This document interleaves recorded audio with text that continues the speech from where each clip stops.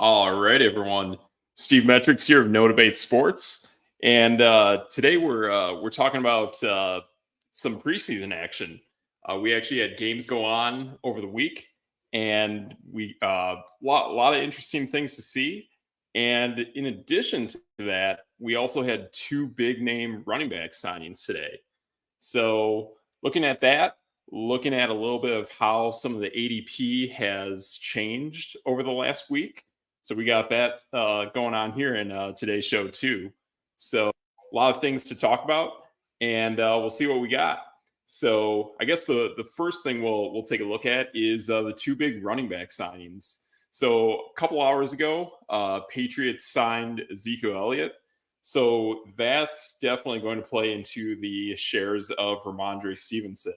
When it comes to any team that Zeke Elliott goes to, he's absolutely going to take those goal line carries. He did an excellent job in Dallas doing that for Tony Pollard at the goal line, even though Tony Pollard still had really good games, still had really good production, was pretty much an all-around X back, pretty much being a pass catcher, a pass rusher. So you had all of that with Tony Pollard. But when it came time to make a short yardage gain or really plow it through at the goal line, Zeke Elliott was your guy, and he's still going to have that ability no matter what team he plays for.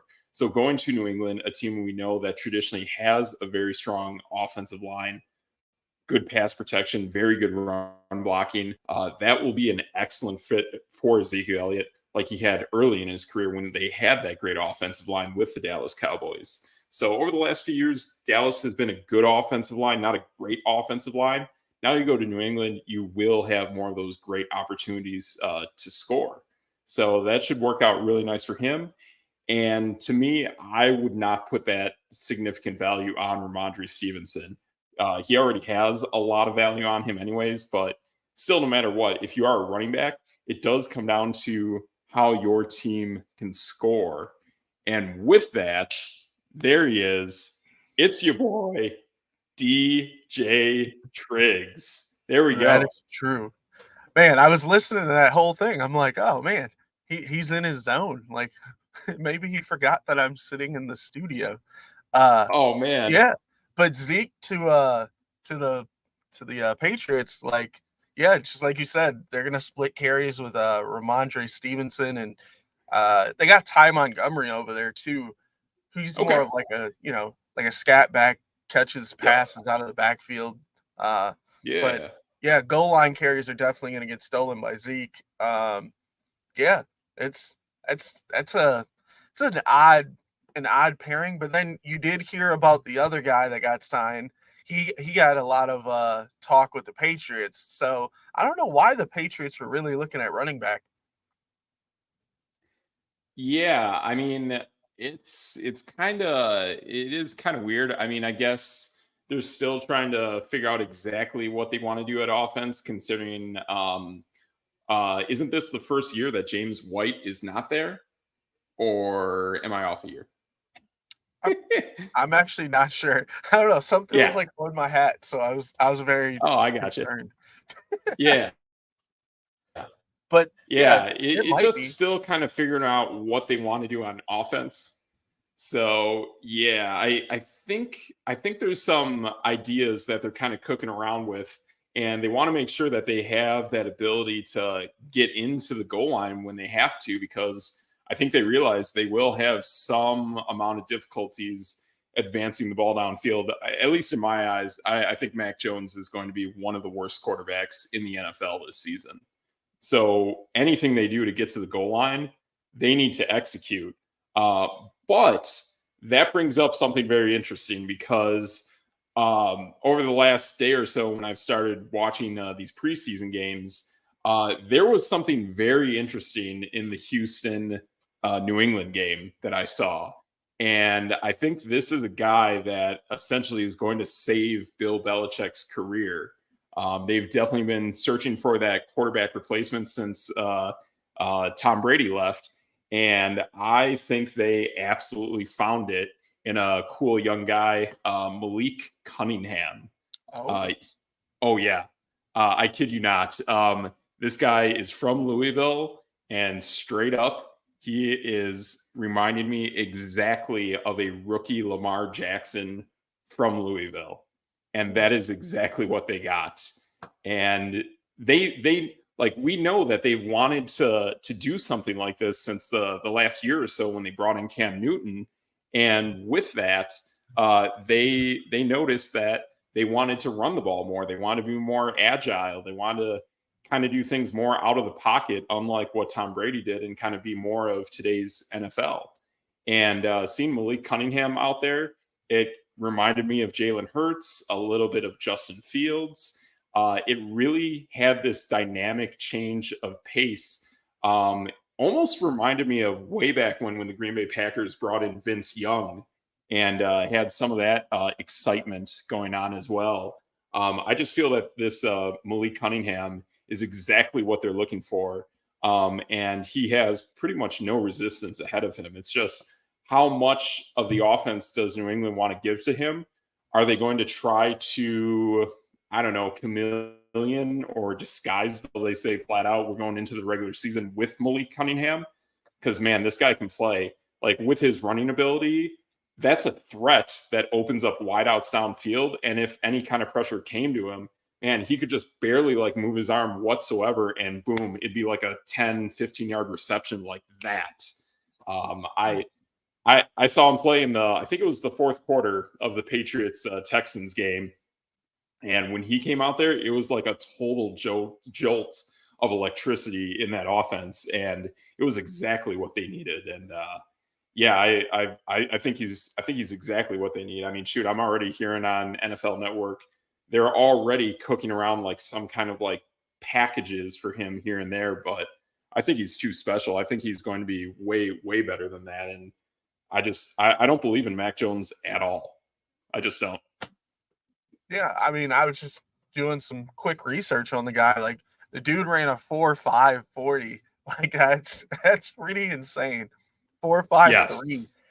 His 10-yard splits were 1.5 seconds.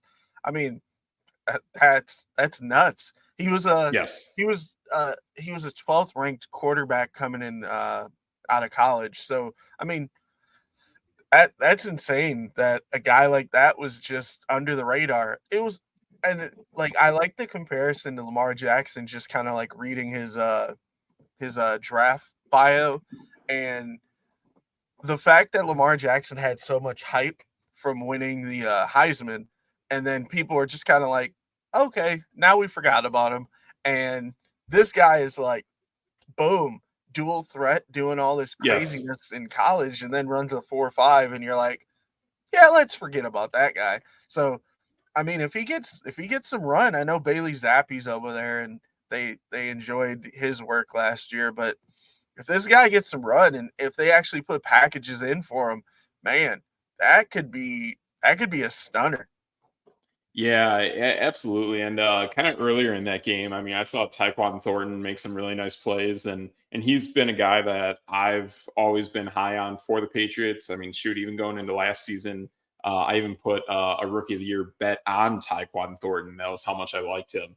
But he's a very small, shifty kind of wide receiver that makes really good catches. And I think he's exactly what Malik Cunningham will need to get that offense going. Mike Gesicki is up there now, so they've added to their platoon of tight ends and hoping that one of them hits. But I love what I saw of Malik Cunningham. I definitely saw him scramble for a really good touchdown, and then he threw a really good dart that was almost completed in the back of that end zone as well. Just really good all-around stuff that I saw with him. Just really, really cool. So he's the guy that I'm hoping really takes over that offense. But I mean, I guess if I were the one to cut someone, I mean, I wouldn't rule out getting rid of Mac Jones, but I know it is why they brought in Bill O'Brien. But I think either you have to understand, like, you either have to cut ties on pretty much Mac Jones or Bailey Zappi. Behind them, I want to say is what is it? It's either Trace McSorley. Yes. Trace McSorley is there as well. Penn State. Yeah, and he's got that Malik Cunningham style to him as well. I mean, I liked Trace in Baltimore. I thought he was a pretty good backup for Kyler Murray in Arizona, and now he fits that prototype in New England. So New England's got to figure out, like, you're going to have to cut ties on either Mac Jones or Bailey Zappi, and figure it out from there.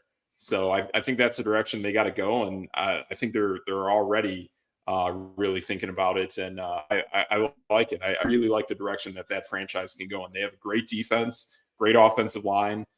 They have the pieces. The biggest thing holding them back has been some of that wideout play and the quarterback. So if you can check off one of those two boxes for now, it's a good start. So, like, my problem with the Patriots is, like, so they're behind every team in the East, but because I mean Miami and New York and Buffalo are all just like way past them up the ladder. But like you, to touch on that wide receiver play, like, I feel like all of their weapons, all of their offensive threats, all of their, I mean, non-quarterback positions besides offensive line, but like their offensive line's banged up a little bit, but like everyone else is like a land of misfit toys that nobody else wanted. And it's like running back. Okay, Zeke. Well, Dallas cut him. Devontae Parker. Well, he's been a couple places and now he's here. Juju Smith-Schuster. He's been a couple places and now he's here. Like, it's Hunter Henry. Mike Gesicki, like, okay, we didn't want you over here. Now you can go over there. Like, it's almost like they don't have any of their own homegrown guys. And it's like that really shows where now it's just guys trying to get bigger contracts. Maybe they come over here so they can get more, pad some stats so they can move along and get more money. Kind of like Juju did with Kansas City, where he leaves the Steelers, goes to the Chiefs, puts up numbers. Then he goes and gets this nice contract with the Patriots. And it's like, oh, just a year ago, nobody wanted this guy and you just overpaid for him. Whatever. Exactly. Yep. Yeah, absolutely. Yeah, I fully agree with that. I get kind of that DeAndre Hopkins kind of vibe from what Juju Smith-Schuster just did with the Patriots. And like you said, this is clearly probably the worst offense of the three teams that he's played for. And why a guy like that who's been paid millions of dollars doesn't want to play with Patrick Mahomes, I won't understand. So yeah, like it's weird. That blows my mind. How do you literally go from Super Bowl contender to being like, no, I just want to make my money. No, I want the ring. Like, I want to go get this ring. Because you're gonna make enough money with Kansas City that it's gonna be a little bit of a pay cut. Yeah, that's fine. Yeah. But like, you get a shot at the Super Bowl. Exactly. The Patriots have no shot. Zero. No, absolutely zero. No, they don't. They barely have a shot to make the playoffs. Yes. Yeah, they really do have a very short shot at all to make the playoffs. So I don't get it. To me, that's a team that absolutely is going to have to start just building from scratch. But why a guy like Juju Smith-Schuster would ever sign there, it just doesn't make sense. But then again, too, I mean, like, he had his character issues in Pittsburgh with live. He was live streaming within their locker room. I know they greatly dislike that. And you always heard the video game stuff going on with him. He was like Kyler Murray, very much into video games. And it was what it was. So that was a guy who had a ton of potential, a ton of hype. And then it just all fell flat. The moment that Deontay Johnson and Chase Claypool came onto the scene, they both overtook him in ranks of wide receiver checks. So yeah, it really sucks to see what happens when you don't go all in on something. So he had a lot of things going well for him, but it is what it is. He's in New England, and he's completely off my fantasy radar completely at this point. So yeah, I mean, I just went and looked at his stats because I was like, oh, maybe he's like really got some good stats. Like, no, he's had 1,000 yard season in 7 years. That's pretty Wait, bad. he's been in the league. Like, He's been in the league and he's 7 been the years. top guy. Wow. Yeah, since 2017, so 6 years. This will Wow. be his Wow. 7th. I would have thought that it was like Yeah, 4. Huh. Yeah, because that's he's not been good. like he's he's been almost like an 8, like 900 guy mostly, and like Yeah. from all the hype that I remember him having in Pittsburgh, like I thought he was Yep. like a stud. Apparently, he's not. No, no, not at all. It's pretty shocking to see that fall from grace. So yeah, that is kind of a bummer to see that there. But I guess that kind of takes us to another game. I mean, shoot, we're talking about Pittsburgh, and I gotta admit that was a game that I watched. I watched them against Tampa Bay last night, and watched the replay on NFL Plus. I love blazing through these games at like a half hour a piece. Like, it's pretty insane. I've gone through 7 games. I still got 9 games to get through, and we'll cover those other 9 games tomorrow. But what I saw in Pittsburgh is yeah, I know it's insane, but I love it. So it's a gauntlet, but I've signed up for it for the next 4 or 5 months. So we're here. Let's go. So yeah. But the cool thing I saw in that Pittsburgh game was more of that confidence out of Kenny Pickett. He looked very polished. He had a really nice route that Deontay Johnson ran outside and hit him up pretty well with that pass. And then you had the catch by George Pickens shortly after that. And that was in a very tight window between like 3 defenders. So to me, I think what's going on there is you're really seeing that maturation and that confidence out of Kenny Pickett. I thought he had more protection in the offensive line. I thought he had more poise in the pocket. I thought his footwork looked clean.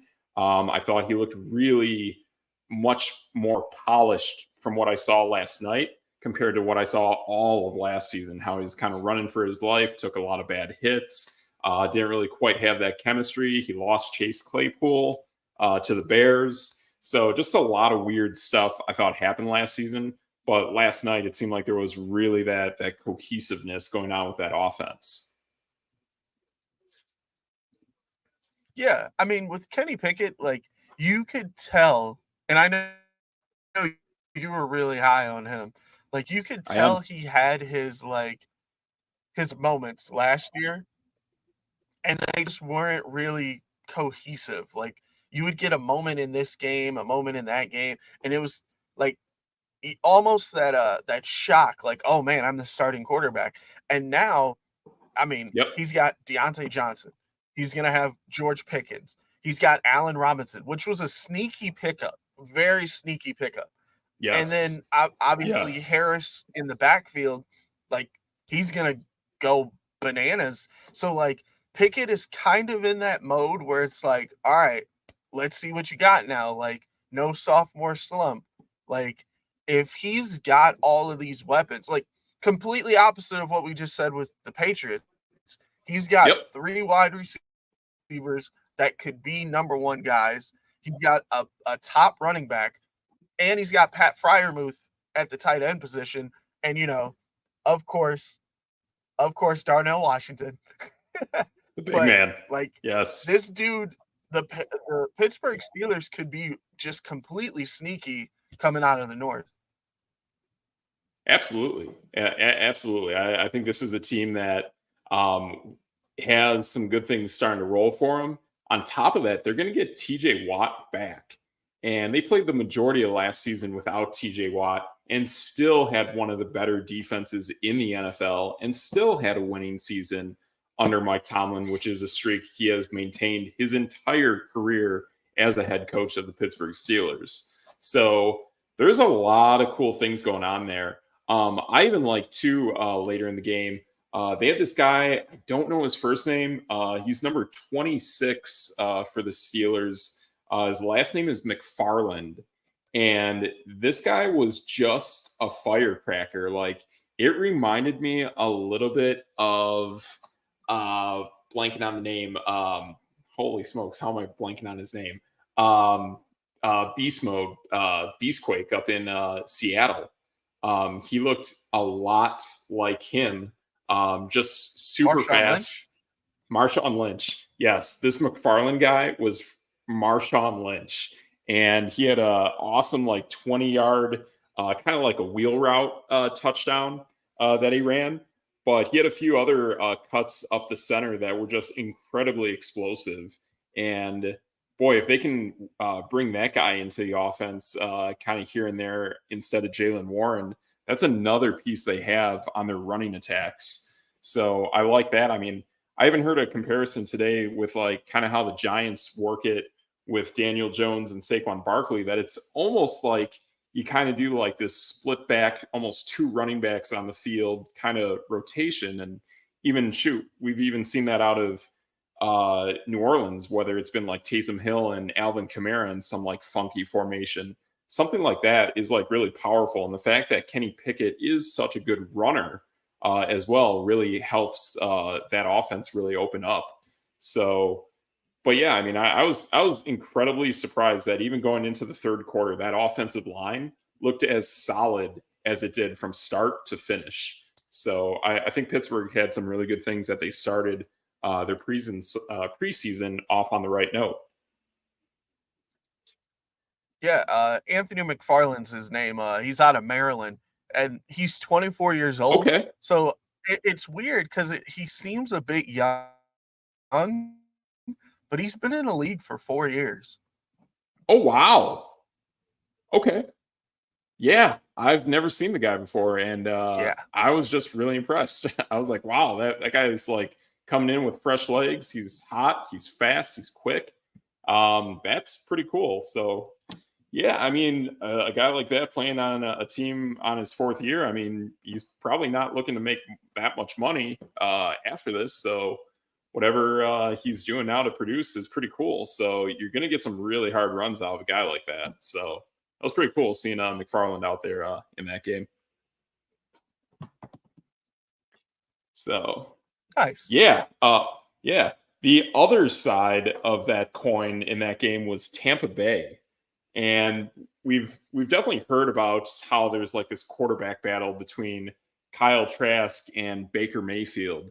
And I definitely noticed in that game that like this may not be saying much, but Baker Mayfield is leaps and bounds better than Kyle Trask.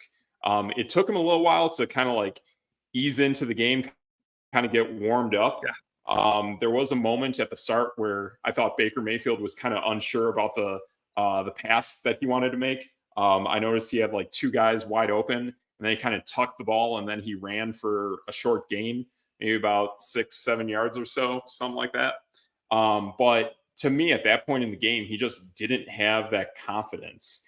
And to me, I still think that this offense, even though it is a Todd Bowles coach team, I still think the philosophy of the offense is still through Bruce Arians. And when Tom Brady was there, like he really opened it up. Like he really took those plays deep and kind of over the tops of the defenses. And even though in this game we didn't see Mike Evans or Chris Godwin, it just felt like the game was kind of going at kind of dinking and doinking, kind of in the middle of the field. But then it seemed like Baker really started to figure it out and really started to open up that offense later in the second quarter towards the end of the half. And it worked.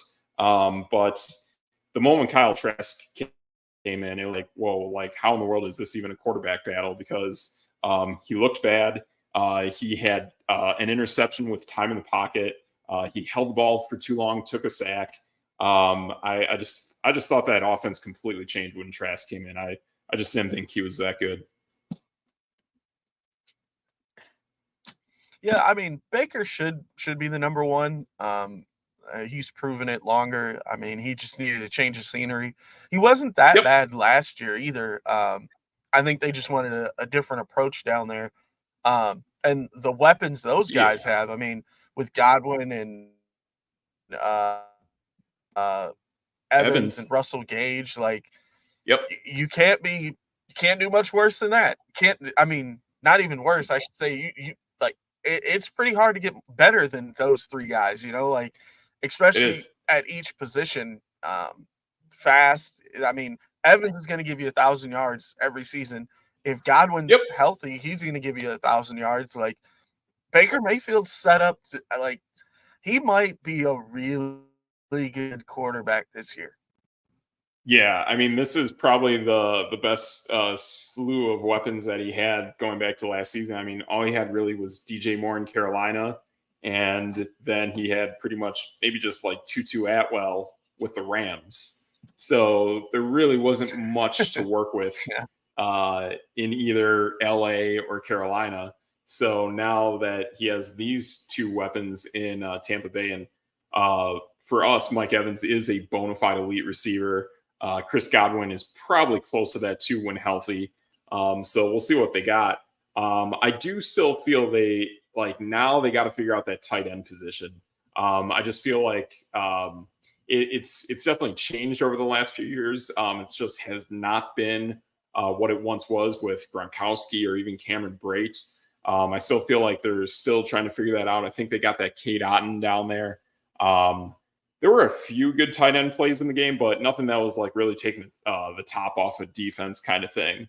So I just think they got a lot of work to do to figure that out. But that was about it. That was about all I took away from Tampa Bay, is that it seems like Baker is starting to figure out that offense, but there still is a lot to grow in that offense. I don't know. They still don't really have a power running back to really get into the end zone when they need those short yardage plays. It just feels like it has a lot of work. So I don't know. I'm still not high on Tampa Bay. I thought I saw their schedule today, and it's a rough schedule. It's pretty rough what they have to go through. So I don't know. We'll see. But I need to see a lot more out of Tampa Bay than just seeing a Baker Mayfield kind of warming up into a game. Because when you're in the season, I mean, you're going to have teams coming at you with all of their ones, their best players, and it's going to be a lot harder to play against, and you cannot just warm up against those kind of players. Yeah, that's the problem with Tampa. Like Tampa could be really solid, and luckily they're in the AFC or NFC South, excuse me. Yeah, where it's not very good. I mean, we assume that New Orleans is going to be good, and we assume that Atlanta can hit the next level, but Carolina's pretty bad, and they don't expect to be good. And Tampa is like, okay, we could be pretty good, but like you said, Cade Otton at tight end, no one's ever really heard of that guy. Rashad White, right. I mean, is he good or is he not? Like Zeke or Dalvin Cook probably could have went to Tampa and been a number one. So I don't know. There's a lot of free agent running backs out there, but Tampa's running back room is not very good. Yeah, and I even thought I saw something earlier this morning. I haven't gotten into it much with watching games and everything, but I thought I saw Rashad White actually got hurt today during practice. So that's something that I definitely want to look into. We'll definitely get back to you guys tomorrow on that if we don't find out sooner. But I thought I saw something about Rashad White actually getting hurt today in practice. So that would not be a good sign whatsoever, because they absolutely need a pass catcher of his caliber to really make some things happen. So yeah, that was that. I guess another game that we'll go to is quick update. Okay. Metrics. Yeah, what do you got? Rashad White, non-contact injury. So that's worse. Non-contact's always bad. So yeah. I'm looking at where is it? Yeah, they're not really saying what it is though. Oh, that's even worse. I'm on Sports Illustrated and Okay. Yeah, that's even worse if we're not really disclosing it. That kind of tells you that there's possibly more going on behind the scenes, and that's not good. I mean, yeah, like I'm probably one of those guys out there who, whenever you hear non-contact injury, probably the first thing you always think of is like Teddy Bridgewater. So yeah, I do not like hearing that those two words together ever. So yeah, So he yeah, did send out a tweet that says, "I am fine, relax, I'm fine." So either he's okay, so I guess what happened is he buckled and fell, and okay, came up limping. So clearly a lower body injury, but he tweeted out that he's fine. So I mean, okay. for as much as that is, you know. Yeah, yeah, yeah, yeah. We'll see. Yeah, like I said, I mean, there's a lot more that that team has to prove to me before I believe in them, and that is one of those teams that come to fantasy. Like, yeah, they got some weapons, but I got to see this play out. Like, I just don't believe in this team at all. And plus Baker Mayfield's another one where like he came in with a lot of firecrackers and a lot of power behind him, but he's been surrounded by teams that have offensive minded head coaches and cannot get it to work. So whether it was Matt Rule in Carolina or Cleveland or Sean McVay out in Los Angeles, those are three really offensive minded head coaches that know what they're doing. And I mean, Baker was taken like number one overall. He's a Heisman Trophy winner. It's just bizarre that his production has not gone as well as it quite did when he started his career or coming out of college. So yeah, there's something going on there that like we need to see more. Like somehow he's just not reading these defenses as well as he should be reading. So that's about it. Yeah, I guess that's everything I have to say about Tampa Bay and Baker Mayfield for the moment.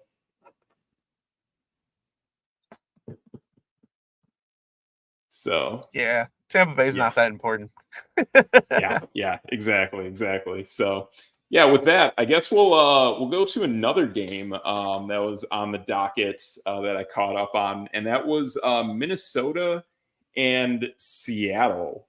So I guess the thing that I noticed in this game, I got a lot of notes on Seattle. I don't have too many notes on Minnesota, but what I can tell you though is that in Minnesota, it does seem like there's more of a battle for that number 3 wide receiver spot.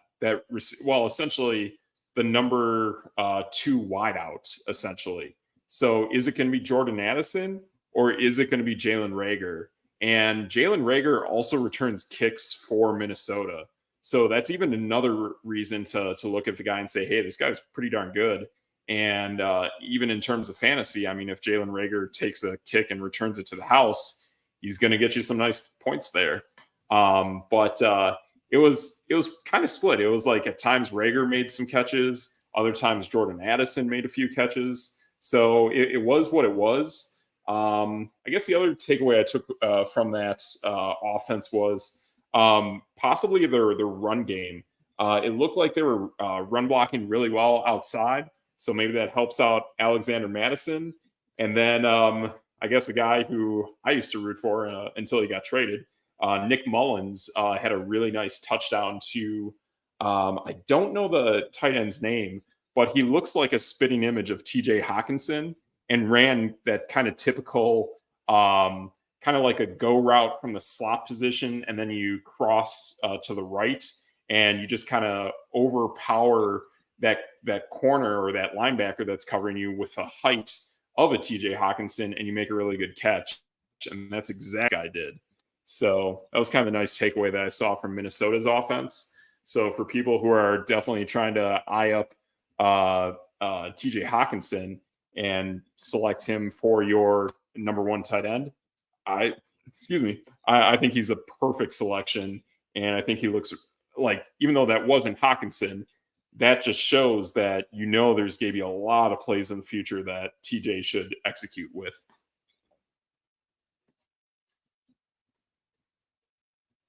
Yeah, I don't know. Minnesota's they're weird. Like So yeah, Jordan Addison, they got him with a high pick, but Jalen Reagor was a high pick for what, the Eagles a couple years He ago, was. and And he played well. that dude has flamed out hard. Like Yeah. But he first does year, he have only had speed. 31 catches, 300 yards. Second year, yeah, second Yes. year, 33 catches, 300 yards or 299. Last year, 8 catches, 104. This is his second year in Minnesota, and like Yep. I don't know, this is probably his last year in the NFL if he doesn't Yep. like hit a good stride. Absolutely. Like it is more of that. He is really solid at returning kicks, so I will give him that. But I mean, he doesn't have the volume, but when he does make his plays out there, like he's making some plays. So it's definitely not the volume. It's nowhere near what it should be for a guy who was talked about as he was. I believe Reagor came out of, what was it, like Southern Cal or Arizona State? It was like one of those two places. But I know he was TCU. TCU. Oh wow. Okay. All right. But I remember hearing that name Yep. and really expecting a lot of big things out of him, kind of like a Juju Smith-Schuster in a way, and it just never developed. And especially in Philadelphia, it was very disappointing because Reagor at that point was regarded to be the number one wide receiver there for sure, and that quickly went south, and that's how he found his way to Minnesota. So yeah, it was what it was. But I mean, I saw a little bit of a battle with him and Addison. I guess from my perspective, from noticing guys who weren't in the game, obviously no Justin Jefferson, no TJ Hawkinson, but the other guy that wasn't in the game that I think is an excellent receiver and is now really stepping up and really making himself known in this offense. Plus, he forced a previous player out out not only from the roster, but to a totally different team. And that's KJ Osborne. KJ Osborne took over the slot receiver position and essentially sent Adam Thielen to Carolina. So if I don't have a Justin Jefferson, I want to have a KJ Osborne. And the other thing too is like in fantasy, I also want to have it too where I almost have like a polar opposite. So if I have any sense that Justin Jefferson may not have a good game, it helps having that KJ Osborne. So maybe you do bring him in. I mean, I'm expecting the games that Justin Jefferson goes head to head with the Green Bay Packers. He's going to be shadowed heavily by Jair Alexander. In that scenario, I think KJ Osborne is going to have more production. I think they open up that middle of the field. I think there's going to be more TJ Hawkinson involved as well. But on those games, like you just got to expect that if a team has a shutdown corner, be ready for like something that's totally different. Maybe if the team doesn't have a true dominant number two wideout, look at that slot receiver position. So I think they have something really cool happening with KJ. And that's where I would almost have like, it's almost like handcuffing a running back. But in this case, you're handcuffing Justin Jefferson just in the event that if he has a tough matchup, you're probably going to get really good production out of KJ. Yeah, So, the Vikings are a bit weird because like they have Kirk Cousins. Obviously, Kirk Cousins had a really good year last year. Very underrated, and a lot of the big talking heads like they kind of push Minnesota to the side because everyone's fallen in love with the Detroit Lions. But I mean, Justin Jefferson, Jordan Addison, KJ Osborne, N'Keal Harry, Jalen Reagor, TJ Hawkinson, like their wide receiver corps or their pass catchers are nuts. Like all of those guys can do pretty well. I mean, Jalen Reagor hit or miss, but then if Alexander Madison actually pans out, man, they could be scary on offense. And this is a team too that also has that Dwayne McBride, right? He's also in that backfield for Minnesota. That's a guy from Alabama, Birmingham, I want to say. I believe so. Yep. Yes. Yep. UAB. Yeah, that's your guy. Yep. So I like their options there. I mean, I got to see more out of Alexander Madison. I mean, I feel like 2 years ago, Madison kind of had a really good season. Last year, not so much. But Yeah, I'm with you on that. And plus, like to me, I've always been a fan of N'Keal Harry. I've seen that. I mean, the guy's gotten really banged up, unfortunately, over the last few years. But man, I've seen the guy make insane one-handed catches at Arizona State. I saw him do it a little bit when he was with the Chicago Bears. I liked him as a draft, or I want to say he was drafted by the Patriots, if I'm right. But I thought he could have been an excellent option. Patriots. Yeah, I think that was just a bad case of injury bug that got to him. I thought that was a really good pick by the Patriots, but you can't really control injuries, so it just sucks. But man, I saw that guy play in college. He made a little bit of a flash with Chicago. So you're right. Like it's another thing just that adds to their overall depth at wide receiver, that they're going to have guys with speed, like across all five of those guys. They're all going to have speed. So yeah, it's pretty cool seeing that that they have up there in Minnesota. So I guess on the other side of the coin in that game was Seattle. I noticed in the games that I've watched, Seattle to me was one of the best defenses across all the games that I've watched. I felt the whole game they played incredibly tight on defense. It seemed like they were always bringing pressure. I noticed their secondary either deflected a pass, or basically it was like 1 to 2 yards after the catch, and boom, their guy made their tackle immediately. So I love seeing that, whether these guys are starters or backups. It just shows that Seattle is going to be a closed down defense. And in a division that really doesn't have much going for it offensively, I think that really helps Seattle in the long run, knowing that they're going to be in about 6 games within their division, that they should have a shot at winning all 6 of those games. So I think that's pretty cool to notice that.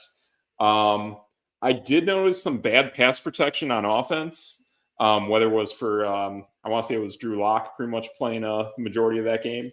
Yeah, they had that. They had some screenplays that worked. In the second quarter of that game, we actually started to see more Jackson Smith and Jigba. He had some really good crossing routes. The guy has excellent wingspan. So I thought that looked pretty solid.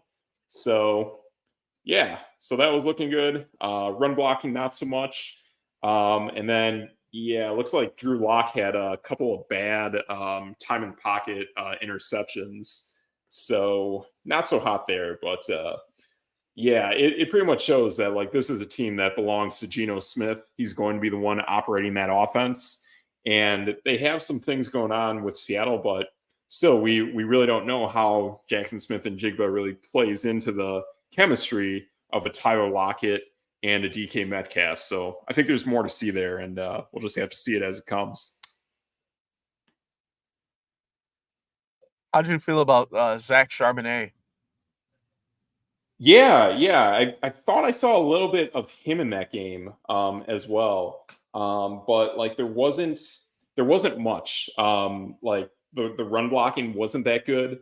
They did have a few screenplays that worked, but I like Zach Charbonnet, but man, it just did not look good out there. I mean, whether it was Minnesota or Seattle in that game, there was very little offense in the majority of that game. I mean, whatever the reflection is of points being scored in that game, I know there were multiple scores made shortly after interceptions when teams were pinned close to their goal line. So those points aren't really true points of moving the ball downfield on offense.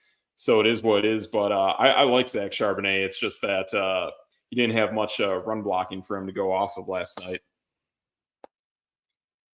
So Yeah, that makes sense. I mean, Seattle's one of those that it could go either way. Like they have a lot of weapons on offense. Geno Smith did his thing last year, and you know, the West is kind of wide open. I mean, San Francisco's really good, but you can always get a wild card spot out of the West. Absolutely. Yeah, I think so. And we saw that out of Seattle last year. I mean, they were playing pretty hot, and they started to lose a little bit of steam at the end, and they got that wild card position. And I think that is definitely doable again this season. So we'll see what's going on with San Francisco. It seems like they're pretty much focused on Brock Purdy and Sam Darnold kind of steering that ship. That's a game I have not watched. Ironically, it's got my Raiders in it, so I got to get to that game. But that game will be the last game I watch. But I know there was a little bit of Trey Lance in that game, and he did not look good at all from what I'm hearing. So I'm pretty sure they're very set on Brock Purdy at this point. I mean, yeah. So to me, I still think Sam Darnold is solid, but he's not going to be a guy that can really get you deep into the playoffs. I still feel that when games get tight and you have to force some throws, I still feel Sam Darnold still screws up when those things happen. So yeah, it's a little tough. I mean, plus we even heard the reports that if San Francisco got past Philadelphia last season to go to the Super Bowl, they would have signed Phillip Rivers for one game to start in the Super Bowl. So that kind of tells you kind of what they have to work with in their quarterback room, and that is something they are trying to improve on. I mean, they're pretty much going to see what they get out of Brock Purdy, and if not, that's a team that I've heard is definitely in the runnings for Kirk Cousins. So we'll see. But that's the thing is, like, I like that team. I like the way they're built. I know their defense is solid. I know their defense has an excellent culture. I know Steve Wilkes is kind of more adapting to what those players play with on defense than incorporating his own style on defense. So we just know that culture just translates, and they keep cycling defensive coordinators in, but yet that defense always plays with high intensity. So as long as they can sign Nick Bosa and do their thing on running with a healthy Deebo Samuel, Christian McCaffrey, and Elijah Mitchell, they should have a pretty solid crew. But yeah, it's interesting. Like, there's parts that I like in Seattle, but then there's parts that I don't. And plus your big guy, Kenneth Walker, is going to be having that nagging groin injury all season long. So I'm not too high on that, and that gives me more concern for the Seahawks. So yeah, we got that game down. Agreed. And I mean, yeah, Seattle's kind of behind the 8 ball on that one. Yep. Yeah, a little bit behind on that. And I mean, I like Jackson Smith and Jigba, but this is a team that has kind of had some fleeting success with tight ends, and they've actually had no success at all with any slot receiver.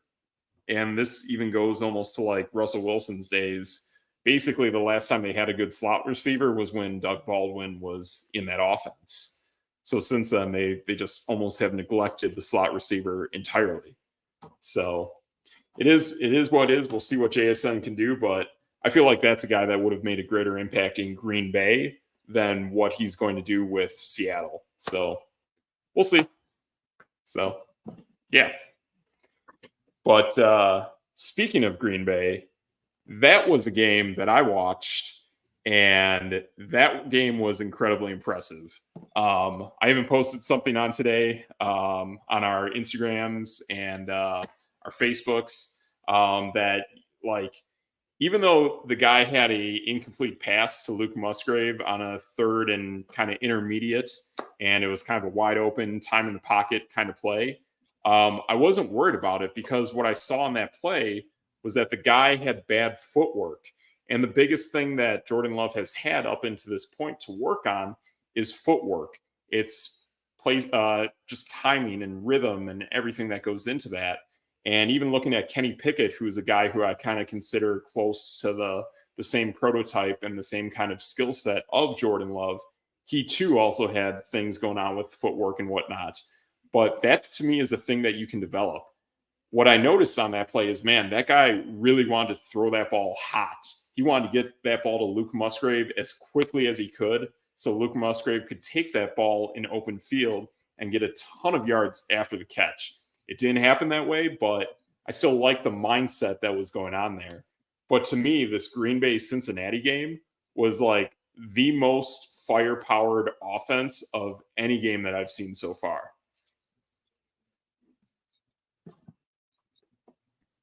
Yeah, you know, the Green Bay green and yellow runs over here, but yeah, Jordan Love looked solid. Like he didn't look Yes, like he was overwhelmed or anything. He looked like a number one. And then he Sean did. Clifford came in the game, and I was like, "What? Sean Clifford can ball." I mean, the dude Yes. literally like missed like 5 passes total.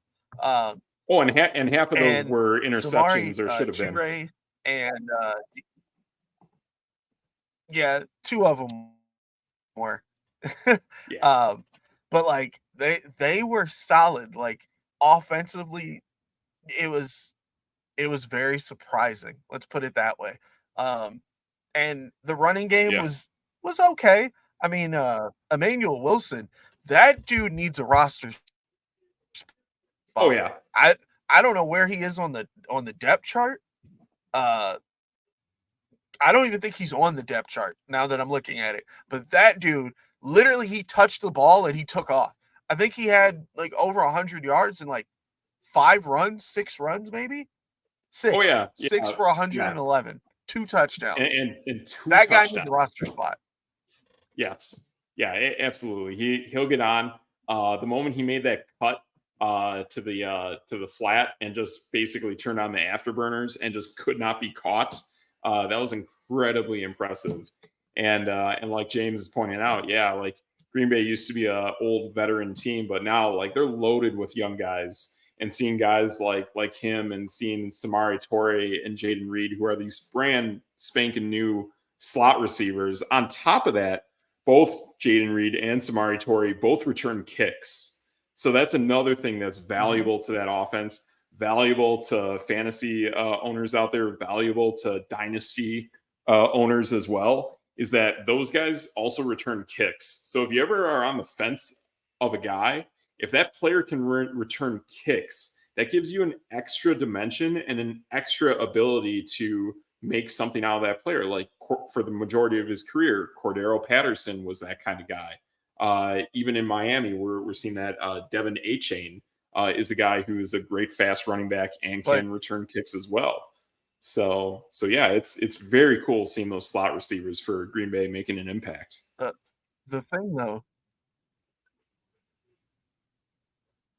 the thing about kicks though, so Green Bay has like been really bad at returning kicks since like Allen Rossum, but Oh yeah, like they got Keyshawn Nixon last year that they just yep, out of the blue. So I think he's probably still going to be the number one guy. I want to say he's going to also run the slot corner, um, okay, especially because they have Jair back there, and things happen with right, Jair. Uh, but yes, yeah, I think he's going to take over the nickel if I'm not mistaken. okay. Gotcha. So he's going to take over the nickel. Then Jair is going to go more outside and more shadowing of pretty much whoever the dominant number one wideout is. That's what I'm hearing because they got Jair Alexander and Yeah. Rasul Douglas, who was I believe he was an All Pro Yep. 2 years ago. Yep. And then Eric Stokes is a young guy they drafted, Georgia, I want to say. So Nixon's Yeah. either gonna, I mean, he's gonna be out there a lot of packages because they saw what they had last year with his return game, so they just want to have him on the Yeah. field. Yep. Yeah. Absolutely. And a guy like Jair Alexander is too good. Like that guy cannot be a nickel corner. That guy needs to be like a 3-4 down corner every game. And if your best receiver is a slot receiver, so be it. They'll figure it out.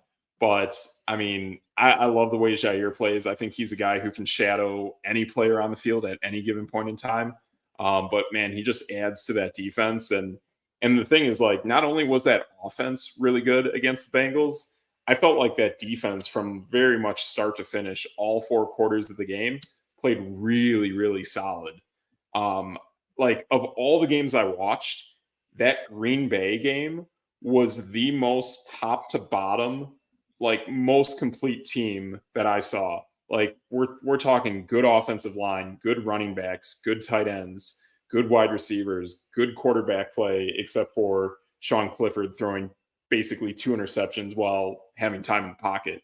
But that's a backup, so I can live with that. But then like the defense, like they were bringing pressure, they were defending passes, they were quick to the ball whenever they had to make a tackle. They had a big tackle for loss later in that game as well. Like just everything looked really, really solid with Green Bay. And I can't say that about any other team that I watched. I saw a lot of teams have a lot of question marks across their rosters, but seeing what we saw out of Green Bay looked awesome. I even felt like Jordan Love just had like this flow about him, like how he worked his way kind of out of the pocket, kind of like almost like a Russell Wilson kind of style of rhythm with kind of how he works his way around the field. But just everything with the feet, except for the Luke Musgrave throw, just looked really, really confident and looked really calm back there. And to me, that pass, that 30-yard pass to Romeo Doubs in the end zone was like, it was just like so much touch and such a soft precision throw that it takes a guy with a lot of skill to make a play like that, at least from what I thought. Yeah, with Jordan Love, like he's known for his big arm. So seeing him do that Yeah. that touch pass in the corner, that impressed me. But the big thing that impressed me the most is the offensive line. Like Oh, so they, good. I mean, they were, yeah, it was so good. And I mean, not having Yes. Bakhtiari for so long. I mean, been injured for Yes. quite some time. Elton Jenkins was a little banged up last year. Okay. Josh Myers was banged up a little last year. And then Yep. John Runyon stepped up and like he took a spot. Like last night, Yes. you could tell he was ready. So I Yes. mean, as long and he and Jenkins move, you know, from I think Runyon even played center last night too. But Okay. you have 4 spots on the offensive line locked up. Yeah. Absolutely. Like that's really, really awesome. And like it just, to me, it gives more confidence for anyone looking to go with those players. To me, it gives me more confidence that Green Bay can flat out win the division. I've placed 2 bets on Green Bay already to win the NFC North, and I mean, I'm gonna, in the coming weeks before the season starts, I'm gonna put out my sports bets out there for who I think is gonna do things in the season. And I've not wavered on Green Bay at all. And seeing what they did last night just makes me know that top to bottom and going into the season with confidence and experience, that's not going to happen with Detroit or Minnesota. They may have a good team on paper, but they're not going to have that experience going up against a hot opponent, knowing that they kind of have a good feel and a good vibe and chemistry for how the offense works. They're going to have maybe 2-3 games before they get used to how they operate. So I think Green Bay is really, really solid, seeing what we saw just the other night. So I like it. I really like the direction Green Bay is going in. And I think they got something special there. And I mean, for fantasy owners, like for a second quarterback on your team, Jordan Love to me is absolutely a guy you can roll with. I even wonder too, like if you're in a best ball format, what if you rolled out a combination of Jordan Love and Kenny Pickett? Like that's something that I even think could still have some benefit as well. You would get both of those guys way late, and they're both on teams that have really up and rising offenses. Yeah. I mean, So Jordan Love's going to yeah, get you some yards with his feet. Like I said, he has a big arm, so yes, he if he does. gets you, you know, Aaron Rodgers numbers last year Yeah, plus some rushing, yes, he could be a sneaky quarterback one. Could be he could sneaky. be. Absolutely. Yeah, he could do that. I mean, he definitely showed that last night. Um, I still kind of get those vibes off of Kenny Pickett. And when it comes to me, like thinking of who I want to be my second quarterback, it's those 2 guys. And I don't really consider anyone after them or anywhere close to them. I mean, we know Aaron Rodgers is out there with the Jets, but just like the all-around ability that these two guys have, and the fact that they've matured since last season, there's some really cool stuff going on with Jordan Love, and to me too, like the real ace in the hole weapon. I've seen a little bit of hype that people think that this guy might even be the best receiver in the entire NFL this season. That might be Christian Watson.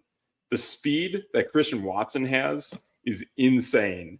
And we haven't heard much beyond the chemistry between Jordan Love and Romeo Doubs. But man, if there is anything that is somewhat even close to the ability that Watson had last year, plus Watson missed a handful of games, that would be even more to add to the ability of a playmaker like Christian Watson. So I like that. So one of the things I heard about Watson was I heard him do an interview, and he said like that drop that he had at the beginning of the season kind of bothered him most of the season. And now he doesn't have that pressure of Aaron Rodgers on him. Yeah, Jordan Love's going to give him some pressure, and he's the number one wide receiver and everything, but all of that is gone. So now he's got this clean slate. Man, he could really explode. Yeah, he could. That's a guy that, like, before we kind of got into the back half of summer here, I definitely heard some cool things about people thinking that, hey, maybe Christian Watson might be one of those big time players. And even looking at was it our ADP value of when players are being selected, Christian Watson has definitely worked his way to the top of that list. And I mean, shoot, we can take a quick look at it right now and just kind of see where he's shown up. And we updated our rankings before our show today. And if we look at where Watson is, he's probably going to be close to round 3, maybe round 4. Boy, if you can get that guy in round 5, yep, that's where it's looking like. So it's looking like Christian Watson is going at the beginning of round 5, maybe the end of round 4. So that's some pretty cool value you're going to get out there. And it's exactly where he should be. I mean, basically out of George Kittle and his bona fide value, we have Christian Watson as the second most valuable player of that bunch that's being selected in round 5. So it's a really, really good player you got there. And if that's all you get in the handful of games that he played last season, I think you're going to get even more out of him this season. And like you said, without having that Aaron Rodgers toxicity around him, just being able to play freely with Jordan Love is really going to help. So yeah. Yeah, I mean, he scored every other game he played. Yeah, that's insane. And to me, I mean, I think back on Devontae Adams last season as a Green Bay Packer. I believe that season he had a touchdown in every single game. So if you have a receiver that can score a touchdown in almost every single game, that's where it matters. When they show talent of that ability, that's where it's at. And if you check our Twitter page on Db8 Sports, you'll see that I reposted from a certain fantasy analyst about this combination of size and speed and being drafted highly in the draft. And guys with that kind of combination of height, size, speed, high draft selection, they end up being some of the best players typically in fantasy football. So I know Christian Watson was kind of taken further back in like round 3, round 4, I want to say, for the Packers, but he still has that crazy blazing fast ability. No. He has nice reach. No?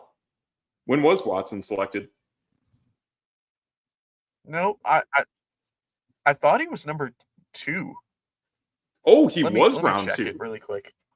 Okay. And while you're checking that, we got James Hack here.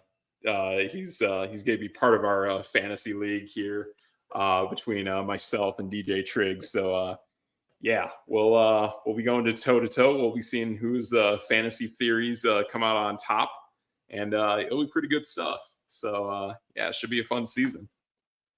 So what you got, Triggs? Round 2, he was the 34th pick overall. Yeah, and from what we've seen, he absolutely deserves it. And with the hype that I heard from 2 years ago, yeah, he absolutely is one of the best receivers in the game. Basically, he was one of the only 2 names that I even heard about going into last season was him and Sky Moore, and we'll see what Sky Moore develops into. But seems like Green Bay was definitely on the right side of that stick, selecting Christian Watson. So that's an excellent pick by Green Bay. I think they absolutely nailed it, picking him in round 2. So pretty good stuff there. So yeah. I guess another game that we can look at that had some interesting action on offense, I want to say, is probably Atlanta and Miami. And I guess this game to me is more about Miami than it is Atlanta. Seemed like everything that we know about Atlanta's offense just did not exist in this game whatsoever. It seemed like Arthur Smith benched his entire team. I'm pretty sure the score of this game was like 6-3 going into halftime. Just brutal, just an absolute train wreck. And it was what it was. I guess the only thing good that I took out of Atlanta's offense is that when it came to like short yardage, they won the hard fought short yardages. So there's that. It is what it is. But that's basically all the notes I got on the Falcons, because we're not seeing anything. This is one of those teams that's really hiding and bottling up their offense so that only they know it, and no one really sees any live action going into the season. So personally, I don't like that, but that's how Atlanta's choosing to play things. So it is what it is. I guess going to Miami though, that's where we saw some interesting stuff. They actually played their younger guys. That Devin A-Chain, like I said earlier, that guy returns kicks, and then man, he can really cut. Had some really nice runs in this game. And he played pretty much the entire game from first quarter to fourth quarter. Devin A-Chain was in the game, so it showed that they want to give that guy experience. They want to give that guy reps. They may not run him into the ground, and he wasn't in the game like nonstop, but he was coming in and out of the game pretty much all the time. So it's good to see that like they know that, hey, this guy needs to get experience. I know he returned a kick, so was what it was, but there was that. I guess, and the other good thing too for him is I noted here they had really good run blocking, and I made that note about 5 times with the Dolphins. So that's a team that we know, whether it's Raheem Mostert or Jeff Wilson or Devin, they're going to have really good run blocking. So that's a team that you can really count on, and I like what you got there with that. I guess the other interesting thing there was they brought in some pieces from the Jets. So last year, Mike White was a New York Jet. He left town and went down south to Florida. And they also brought in Braxton Berrios. So they got a guy who can return kicks in Berrios. And then Mike White, like, man, he does this thing where, like, he's on fire. He's good to start the game. And then, like, we're talking about Pickett and Jordan Love with really good footwork. I noticed Mike White has no good footwork whatsoever. Like, nothing. It's the kids movie Happy Feet. That's what Mike White is. He has very happy feet in the pocket and gets all over the place and pretty wild. He threw a pick or two, and it didn't look good. So that gives me a little concern that if Tua goes down and they go to Mike White, I thought this offense would probably not skip a beat with going to White, but now I'm not too confident about that. I just I like Mike White, but I don't think that offense, if that guy is the way he is with his feet, I don't see that offense being able to like not skip a beat if Tua goes down. And you got to think about that. I mean, that's something that could likely happen again this season.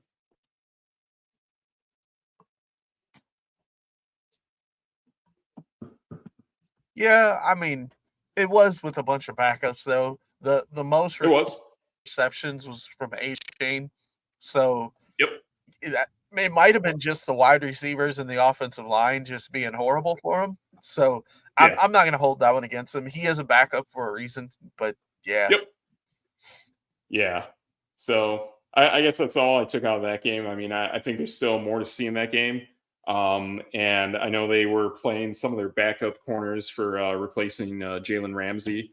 They're talking Jalen Ramsey comes back in December, but I almost get the feeling no matter what, they probably won't play Jalen Ramsey at all, even before the injury. The thing that I noticed with Jalen in one of his final years with Jacksonville, and this definitely showed up again with the Rams, is that it seems like if there's any receiver going one-on-one with Jalen, if that receiver has speed, the guy just gets blown out of the water and cannot cover anyone with speed. It's almost like the guy's turning into probably more of a zone coverage kind of corner, and he really needs that help for the players that have speed. If they're slower and they can go more one-on-one, more man coverage, I think that really plays into his strengths. But I don't know. For all this talk that Jalen Ramsey is one of the better corners in the league, I've just seen him get blown out of the water by guys who just can blow right past him, and it's not that good. So that's what I've seen. And I think in order to be a corner in today's NFL, with the direction it's going in, you have to be fast. You have to be as fast going backwards as these receivers are going forwards. yeah. I mean that's the name of the game. There's not Yep. much to say about that one. And if you're not keeping up with some of these fast guys like a Tyreek Hill, then I mean nobody's really keeping up with him. But yeah, too many fast guys. That's why a lot of teams are starting to draft fast guys. They're not just thinking, oh, big and strong anymore. It's all about speed. Yep. Yep. And if you're a guy out there who's like a Justin Ross or a Marquez Valdez-Scantling or a Zay Jones, and you do have the best of both worlds, that does make you even more valuable. We'll see what it does with those guys for staying power. But yeah, you're spot on. To me, I think the number one thing that matters the most is speed. And when we look entirely at Miami, that whole team is being oriented on speed. So if a quarterback has any kind of firepower of an arm whatsoever, like Tua Tagovailoa has, that just helps out that they can just chuck it downfield and rely on the ability that their receiver is going to get to wherever that ball travels to. So yeah. I guess that's what makes him look so good. I mean, I don't think Tua's that great, but with all that speed, yeah. Yeah. So we got that. I guess the last game we're going to cover today before we get out of here is Washington and Cleveland. So to me, this was the first time that we really got to see kind of what Washington's offense looks like. I liked a little bit of what I saw out of Sam Howell to start the game. To me, I thought that guy made really fast progressions. The guy has some wheels to him, and he made that really nice throw to Jahan Dotson kind of a little bit after the game started. So that was kind of cool seeing that beautiful throw, that nice touch, almost like the Jordan Love to Romeo Doubs connection. It was pretty cool seeing that. So I noticed that. I did notice some bad pass protection, so that's going to be another thing that kind of dings up against them. I've also noticed bad run blocking as well. So for guys like Antonio Gibson or Brian Robinson, I know they got this other guy. I think his name is Chris Rodriguez, something like that. I don't know. But that guy kind of reminded me of McFarland from Pittsburgh, a guy who had some firepower and might be able to add something to that offense. So I saw some stuff, but I also saw some stuff I didn't like in that game. It was what it was. I don't know. It's to me, this is a team that I like to look at, but it's a team that I don't think is going to make the playoffs. I don't think is going to have much production at all on fantasy. I mean, Terry McLaurin and Jahan Dotson, they're both guys that I would avoid. We even know that there's synergy with another receiver, De'Ami Brown, who went to college with Sam Howell. It's just a lot of things going on with this offense that I really didn't like. So yeah, I'm not too excited about Washington this season. That's where I'm at.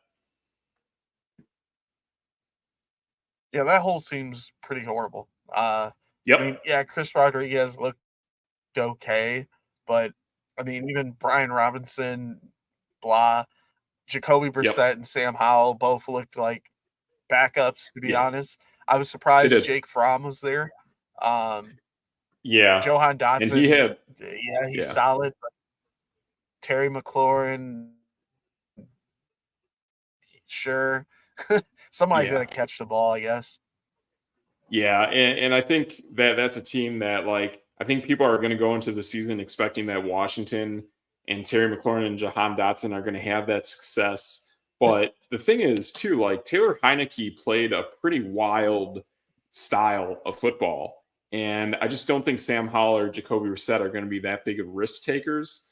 But they're going to be good, but they don't just really like throw the ball out there like hard, like Terry McLaurin or uh, uh, I'm blanking on the guy's name, but yeah, the way they played at quarterback last season, it just seemed like it was more kind of like we're just going to kind of chuck the ball downfield and just kind of see what happens.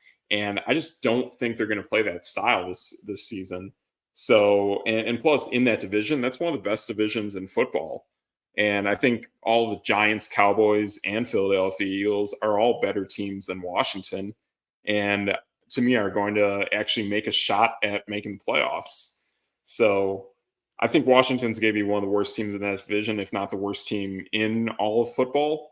So we'll see how Washington does this year, but just seeing that game was pretty unimpressive, and I didn't like what I saw there. So yeah, so that's that. The other side of that game was Cleveland, and they kind of played more off of what they did in the Hall of Fame game. But I think in this game, they were going off up against kind of a tougher defense in Washington than what they saw back in Canton against the Jets. So I just kind of saw some more good stuff. I mean, a continuation of that offensive line they have in Cleveland continues to block really well for their backs. I noticed kind of early in the second quarter they had a safety, they had a holding call in the end zone for Washington. So that was 2 points for the Browns. I like seeing that. It was cool seeing Josh Dobbs play in this game. But then again, like that Dorian Thompson-Robinson, like that is a guy. And that is a guy they have to give a roster spot to. The guy had two excellent slant routes that were run in the middle of the field in that third quarter. And one of those was a touchdown. So just kind of seeing that guy's confidence keeps growing week after week. I like seeing that. There was another play out of Kellen Mond, but I think it was just kind of cool seeing that Cleveland just kind of continued off of the momentum that they had last week in the Hall of Fame game.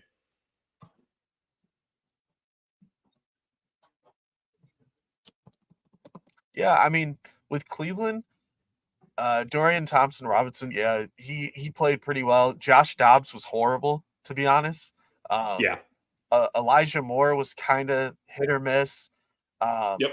If Amari Cooper and Nick Chubb don't come in and like blow it out of the water, I don't really know how well Deshaun Watson's gonna look So because yeah.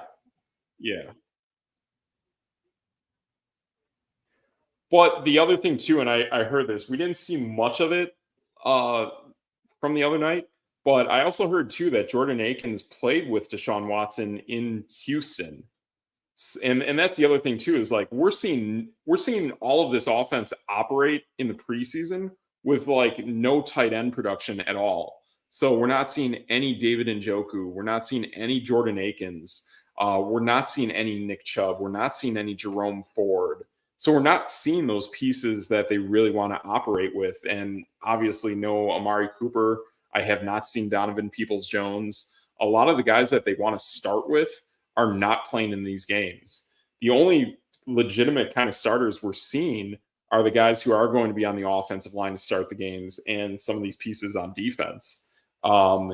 It's a lot of kind of hodgepodge kind of stuff, but just seeing the way that the team can operate, seeing the way the team can move the ball downfield, even though these pieces aren't the greatest, like you talk about, it just shows that they're going to have momentum.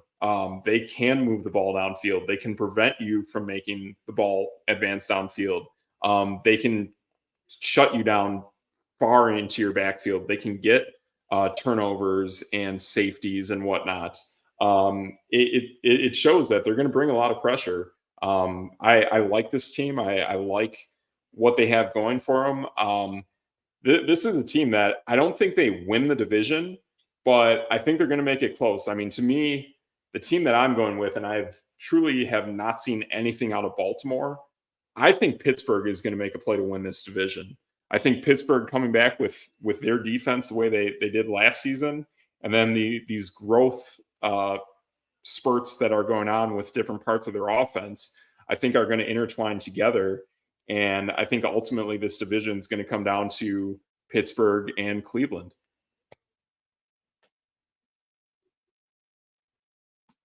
Yeah. So that's my hot take. I'm going to disagree with you on Cleveland. Cleveland is just all right. Like they just, I enjoy your hot take, but Cleveland,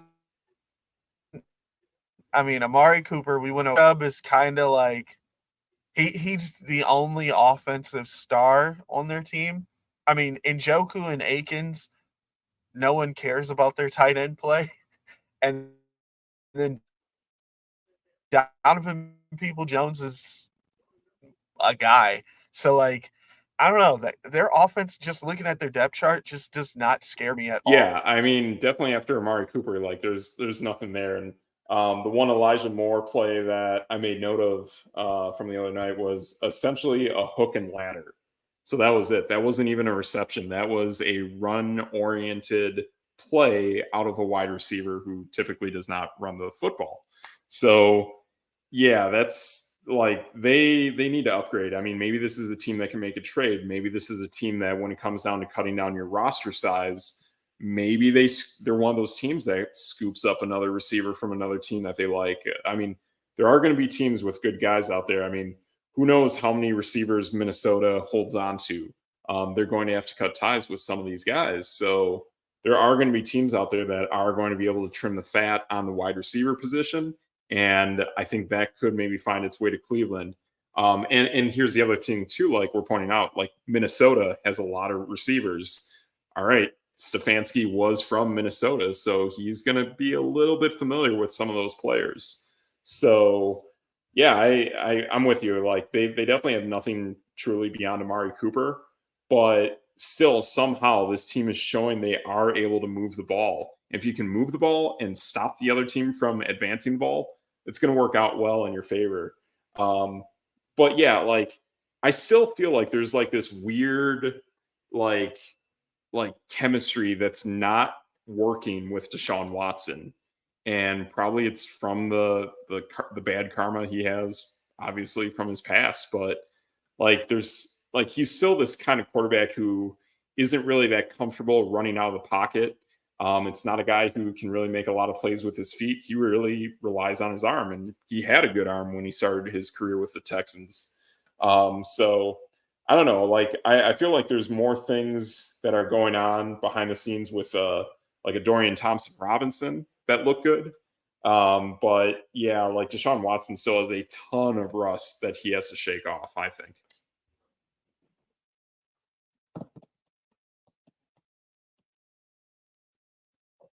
Yep. Yeah. I was just trying to look at their schedule and kind of counting how many wins, but I don't know, they're not that exciting to me. Okay. Yeah, I mean, that's the thing. And going back to a YouTube video I made that I like, that this is a team, well, actually, the whole division has things going very well for them. So in the AFC, like for teams making the playoffs, I would expect at least 2, if not 3 teams from the AFC North making the playoffs. They get to play against the NFC South, and they get to play against the AFC South. So their hardest divisions, or their hardest games more often than not, are going to be within their own division. So whatever team really comes out and wins their 6 games within that division is probably going to win their division. They play the NFC West They play the NFC West? and the Oh, okay. AFC South. So Okay. yeah, Gotcha. they Gotcha. they're Okay. I just counted up. They win like 7, 8 games tops. Okay. Because I don't think they can beat anyone in the NFC West except Arizona. Oh, they're better than the Rams. From what I'm hearing, the Rams are just an utter mess. They're better than the Rams. They're better than the Cardinals. I think them up against Seattle is going to be kind of a dogfight. And if San Francisco can show that they can truly move the ball on offense, which they probably can, then they probably don't win that game. So I think they get 6 games between, or they have a shot at least at 5 of those games between the NFC West and the AFC South. So there's that. So that's 7. They probably were, I think last season it would have been Cincinnati and Baltimore were the top 2 teams in that division. So Cleveland would probably be the 3rd or the 4th team. So they're going to be playing against one of the not so hot teams from the West and the AFC East. So although one of those games would probably be the Jets, if you're looking at that schedule. Am I right about that? Yep. The Jets Yeah. and Okay. yeah. I don't know. 7 or 8 Okay. tops is all I can give them. I mean, even if they beat, you know, even if you're saying like they can beat Arizona and LA, to Yeah. be able to run through Tennessee, no. The Colts, yes. Denver, probably not. Jacksonville, probably not. Then they play Chicago. That's a toss up. And the Jets, I don't think Oh, they can beat the Jets. so the And even Bears if are they the split the other 17th games in the North, game. like, Okay. which I mean, I don't see them. Yeah, I don't see them winning a game against the Bengals. And then they probably split with Pittsburgh and maybe split with Baltimore. Maybe. Yeah. So that's kind of where I'm definitely on the opposite side of the coin. Like I love the fact that they get to have their start and end to their season against Cincinnati. And plus, we know Cincinnati already has things going on with Joe Burrow that aren't the greatest. They have things going on with Joe Mixon. They have no tight end, in all honesty. They have their receivers for sure, but if they don't have Joe Mixon, Joe Burrow, like that's really concerning to start your season. So we'll see what happens, but I do love the fact that okay, your biggest like Goliath within your division, which is Cincinnati. I think it's really cool that you can just start and end your season with the same team.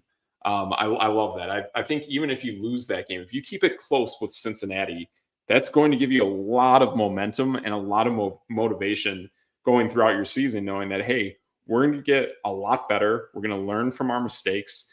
And when we see Cincinnati the second time to finish our season, there's going to be a lot on the line, whether it's for them to make the playoffs or for them to take Cincinnati possibly out of the playoffs or some weird scenario. I think that'd be pretty cool. So yeah, I'm definitely contrary to your foresight on Cleveland. I like it. It's an interesting team. I mean, when I look at like the Green Bay Packers So running game, so that's what I feel with Cleveland. so so we don't disagree very often, but I am officially starting a list of things. So you got Cleveland in the playoffs, right? Or I battling do. for a playoff spot? Yep, absolutely. Them and Pittsburgh. Okay. I have them at 7 or 8 wins, and Okay, that's what I put on the board. there we go. There we go. We got the board. And you We're said gonna have Pittsburgh to we're too? gonna have to post. So I've said Pittsburgh and Cleveland. I think are both coming out of that division, and I almost feel more so towards Pittsburgh, just seeing the growth of Pickett and seeing the growth of that defense and knowing that they get TJ Watt back is pretty scary. So that's where I'm scared of, just like everything moving in Pittsburgh's direction. Think of this, like that was probably the worst Pittsburgh team that we've seen in our lifetime under Mike Tomlin. That's the worst. And that was still a team that ended the season with a winning record. To me, that's incredibly impressive what Tomlin does with that team. And to me, it's why, like, when I think of the best coaches all around in the NFL, I mean, I put Andy Reid at the top, then honestly, I put Mike Tomlin. Like, yeah, Belichick has the Super Bowls, but Belichick doesn't have the offensive credentials without Tom Brady. And like, Mike Tomlin's done it, and he's done it multiple times. He's done it with Kenny Pickett and Mitch Trubisky, and he's also done it with Ben Roethlisberger being suspended. So, yeah, there's good things that Tomlin has, and I like the direction of that team. So, yeah, I got two teams coming out of the North, but oh yeah, and that's the other thing. We totally buried the lead story on Dalvin Cook being a Jet, and that's exactly the missing piece they need. And yeah, I'm pretty much turning the corner towards you if as long as Aaron Rodgers can actually stay upright. Yeah, I think that the AFC East has a real shot at putting 3 teams into the playoffs. So, yeah. Okay. We'll see what a solid one. Yeah. I think it goes probably almost like 3 teams out of the East, probably 2 teams out of the North, 1 out of the South, and 1, maybe 2 out of the AFC West. But I think for the most part, we're going to see that the AFC is going to more kind of come back to the mean of the entire NFL, where the AFC is going to start to get worse per se, and the NFC is actually going to start to get better. And that's just natural. It's not really saying anything bad about either conference, but it's just saying that, hey, like at some point things are going to balance out, and there are more positive trends going on with the younger teams in the NFC than there are with the teams and the higher paid quarterbacks going on in the AFC. So it is what it is. But yeah, some good stuff. So good show today. We ran a little long, but hey, we actually got NFL games to talk about. So pretty exciting stuff, you know?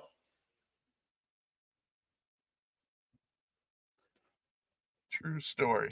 Hey, just a Absolutely. heads up. Yeah. I think in 2 weeks, and preseason week 4, we should do our picks for who wins the division. Oh, one more time, Triggs. You broke up a little bit. Oh, I said in preseason week 4, so in a couple weeks, we should do picks for each division. Absolutely. And our wild card teams, obviously. I like it. Yeah, absolutely. Yeah, that sounds pretty good. I definitely want to do some picks for the divisions, and yeah, that'd be pretty good. And also see if we could maybe do some kind of like mock draft thing or something like that with some fantasy football stuff. We'll maybe see how far we can get with that. But yeah, definitely going into the season, we'll make some mock picks and see who wins these divisions and whatnot. So I like it. I like some good stuff like that. And maybe during the season too, maybe we can pick some of these games and say, hey, what games do you like, kind of thing, kind of against the spread or whatnot. I don't know. Something like that. So yeah. So you got any we'll do that every week. Yeah. Exactly. We got to pick some games. So good stuff. We'll figure this out. So you got any cool video game going on behind you? Let's see.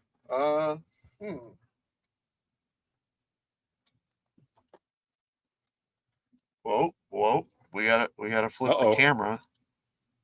Okay, flip it. Boom.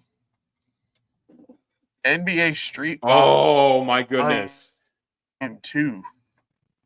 That is an absolute favorite of mine. Back then, I did not have an Xbox. I think back then I had a Nintendo GameCube, and that game was straight fire on it. Probably one of the best games on the entire GameCube. Not saying much, but NBA Street Volume 2, insane. Like, I love the soundtrack of the whole video game, and pretty much I always loved building a team that had some combination of like Kevin Garnett, Spud Webb, and I don't know, maybe Ray Allen or something like that. Or Wilt Chamberlain. I like Wilt Chamberlain because he scored 100 points. So if I could go into battle with like a Wilt Chamberlain, maybe I have Tim Duncan kind of on the bench. I mean, for a guy like Tim Duncan to be on the bench, that's pretty insane. But I always like to kind of take in some of those tall, lengthy guys who could really put up a lot of points. And it was always awesome seeing Spud Webb jump 10 feet in the air. So that's how I like to build a team. Solid. Exactly. Who were your guys on NBA Street? Oh, to be honest, I can't remember. I know, like, I went back and played it on PS2 one day. And like, I literally just ran through the game, and I was like, oh, I still got it. And then I stopped playing. Yeah, that's how it is. Yeah. Kind of reminds me of another game. One of the games I love. I don't know if you'll ever find it back behind you, but cool game like Tetris mixed with Street Fighter, Super Puzzle Fighter. Insane game. But that's a game that they brought it. Yeah, they brought it back for the iPhone, and they did it for like 5 weeks, and then Capcom decided we're not going to put any more money into it. So then they just like canceled it, and that was it. So they closed up shop. No more Puzzle Fighter for the iPhone. So you're going to have to find it online or behind you like DJTRIGGS has. And that's the only way it works. So, oh well. I don't have that. I do not have that game. Bummer. Yeah, I'll have to get the arcade one and set it up down here in my studio one of these days. So that'll be the direction we go with that. But yeah, I guess for the belts, I went with the good old faithful Muppets.